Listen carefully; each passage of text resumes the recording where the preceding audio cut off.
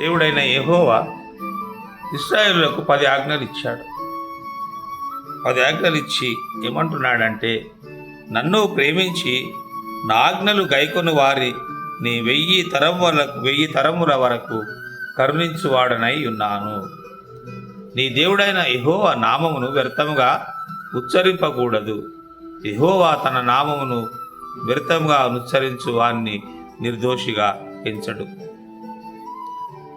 నీ దేవుడైన యెహోవా నీకు అనుగ్రహించు దేశంలో నీవు దీర్ఘాయుష్మంతుడగినట్లు నీ తండ్రిని సన్మానించమని ఆజ్ఞ ఇచ్చాడు.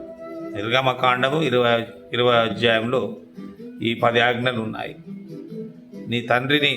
నీ తల్లిని సన్మానిస్తే నీవు దీర్ఘాయుష్మంతుడవుతావంట.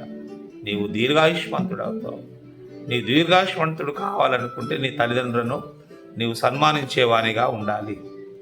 నరహత్య చేయకూడదు, వ్యభిచరింపకూడదు, దొంగిలకూడదు. ఇవి కూడా ఆజ్ఞలే.